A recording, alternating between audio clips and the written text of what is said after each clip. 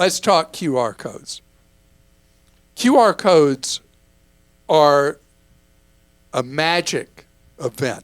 Sometimes they're a bad magic event, because QR codes are a pretty simple thing where instead of you having to, on the fly, type in a big, long web address or whatever, or you're just looking for information, you can just take your phone, use the camera, and voila, it takes you to whatever it is. And QR codes became so popular at restaurants in 22 and 23 with the severe labor shortage that restaurants were having.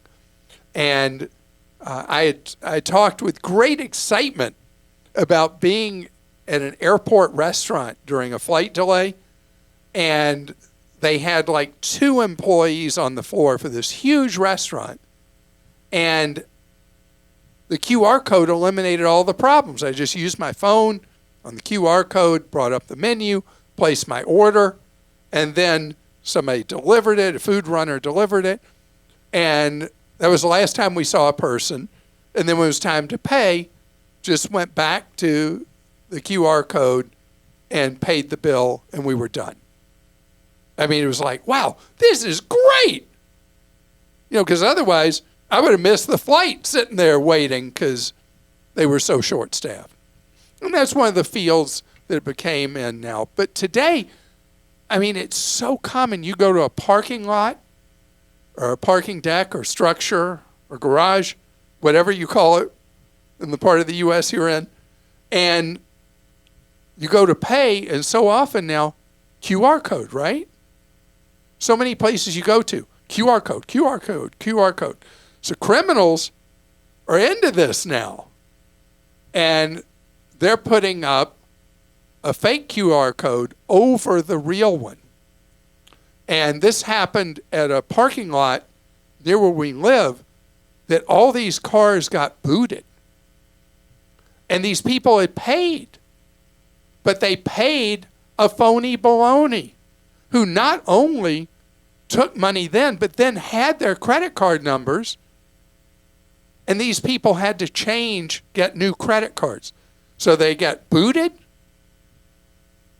They had to pay the money for the boot because the parking lot provider was like, not our problem. Can you believe that? Their sign had a fake QR code on it, and they said it wasn't their problem that these people got booted and had to pay to have the boot removed. That would definitely go in the category of customer no service, wouldn't it? And I mean, the things that are left for us to do are kind of lame.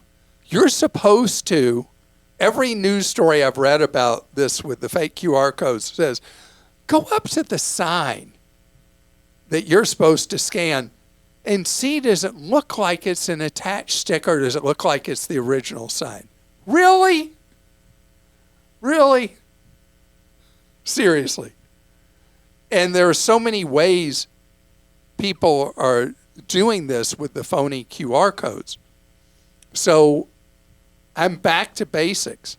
If I'm at a restaurant and they've got a thing on the table and it's a permanent thing, there's no add a sticker on there, then I figure the odds are good.